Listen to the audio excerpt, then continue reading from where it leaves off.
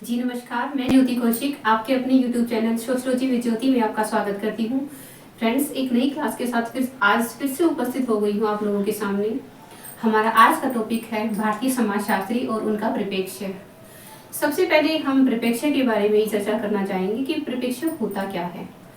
परिप्रेक्ष्य किसी भी व्यक्ति के विचार, विश्वास, मूल्य और अनुभव से बनता है। ये उसके दुनिया को देखने के का एक अलग तरीका निर्धारित करती है। मीन्स ये कोई ऐसी चीज नहीं है जो व्यक्ति को जन्मजात मिलती है, बल्कि उसको पूरे जीवन काल के दौरान बहुत सी ऐसी चीजें होती हैं जो ये हमारा परिप्रेक्ष्य को निर्धारित करती हैं। अगर एक शब्द में इसके अर्थ को जाने तो इसका अर्थ होता है कि किसी भी व्यक्ति का नजरिया, उसकी रुचि, इंटरेस्ट, मीन्स ये चीजें निर्धारित करती है कि बच्चा या कोई भी व्यक्ति किस फील्ड में उसका इंटरेस्ट है, वो कहाँ जाना चाहता है, किस तरह की शिक्षा प्राप्त करना चाहता है और समाज को उसी तरीके से बताने की कोशिश करता है। तो चलिए, आज का हमारा पहला है ऐतिहासिक परिप्रेक्ष्य। ऐतिहासिक परिप्रेक्ष्य होता क्या है कि किसी भी घटना, विषय या फिर मुद्दे के बारे में उसके ऐतिहासिक संदर्भ, परिस्थिति हो या फिर प्रभाव के आधार पर उसको समझना कि अतीत की घटनाओं के पीछे क्या कारण है, उसका समाज के ऊपर क्या असर हो रहा है। दूसरा कि जो अतीत की घटनाएं घट चुकी हैं वो हमारे जीवन को कैसे प्रभावित कर रही हैं और वो समाज के अंदर क्या परिवर्तन मतलब उसके उनके दौरान आया है और क्या परिवर्तन हो सकता है। इससे संबंधित है हमारी डीडी कौसम्बी और रोमिला थापर।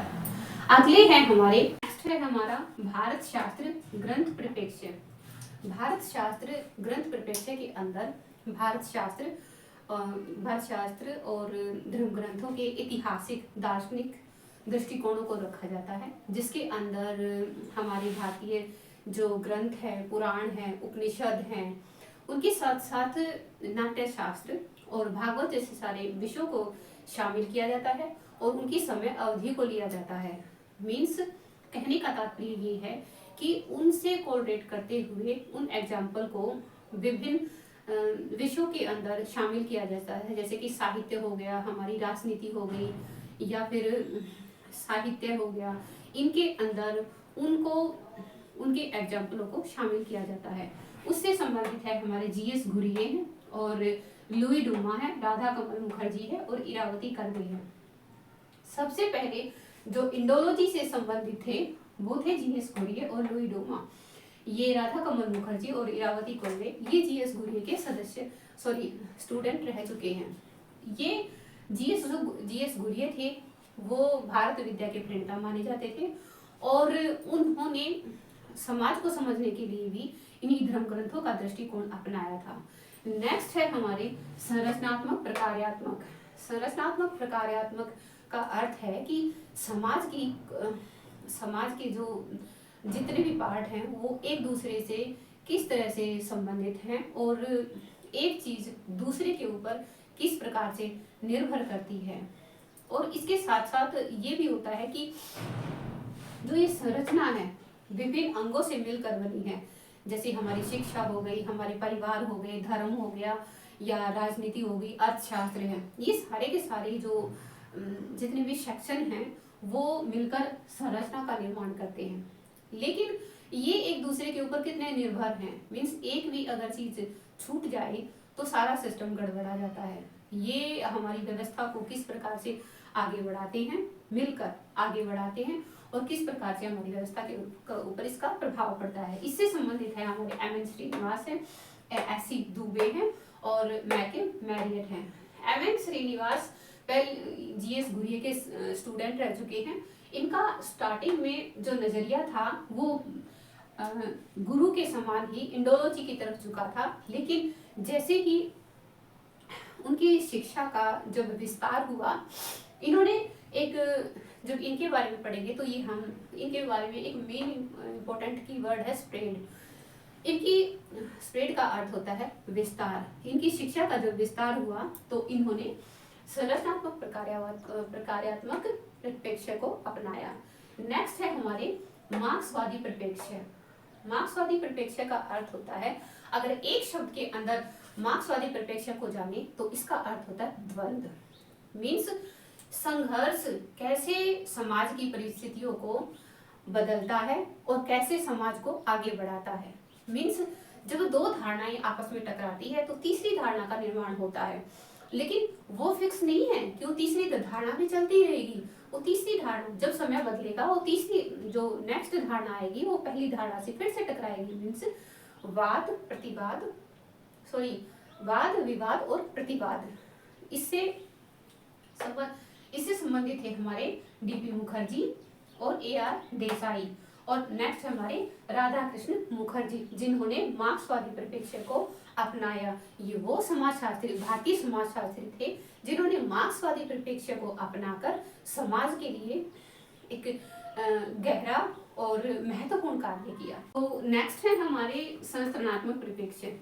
इसके अंदर समाज का वो दृष्टिकोण होता है जो समाज को विभिन्न हिस्सों में या विभिन्न स्तरों में बांटकर उनकी स्थिति, अधिकार, विशेषाधिकार या फिर उनकी जीवन शैली को शामिल करके ये समाज को समझने में मदद करता है।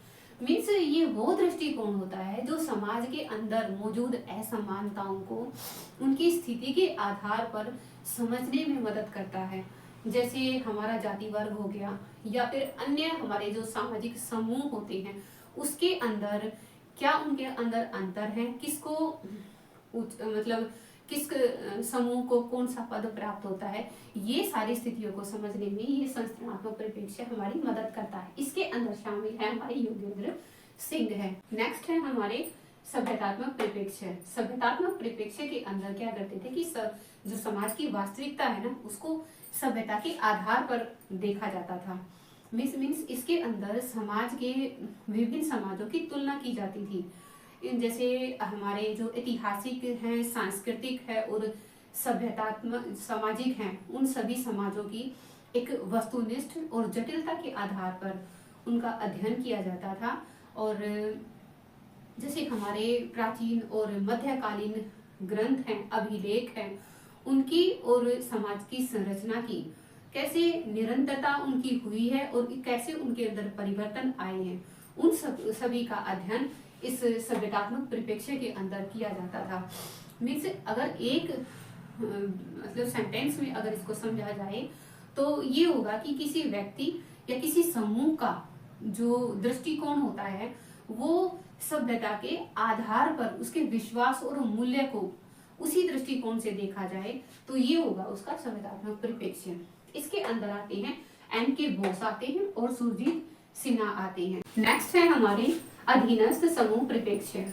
इसके अंदर क्या होता है कि जैसे कि इसके तो नाम से पता चल रहा है कि अधीनस्थ समूह जो स्तर किसी के अधीन रहकर धर्म, लिंग या आर्थिक स्थिति के आधार पर किसी कमजोर तबके से होता है, उसको प्रभुत्वशाली जो ज्यादा वरिष्ठ लोग होते हैं उनके तुलना में कोई अधिकार नहीं होते, उनका कोई स्तर नहीं माना जाता। मीन्स जो अपने को किसी और के अधीन रहकर गुजारा करना पड़ता है उसको अधीनस्थ समूह कहा जाता है। जैसे हमारे इसके अंदर आते हैं हमारे BR अम्बेडकर हैं, रणजीत गुहा है। इन्होंने क्या किया है कि समाज के अंदर रहकर इन्होंने बहुत सी कुरीतियों का सामना किया है और जिनसे निकल कर इन्होंने अपने समाज में एक विशेष पहचान भी दी है। तो ये थी हमारी क्लास। तो अगर आप लोगों को ये क्लास पसंद आई हो तो प्लीज लाइक करें, शेयर करें, सब्सक्राइब करें और मुझे कमेंट में जरूर बताएं कि आपको नेक्स्ट ये जो क्लास है वो किस टॉपिक के ऊपर चाहिए। मैं उसके ऊपर जल्दी से जल्दी क्लास बनाने की पूरी कोशिश करूंगी।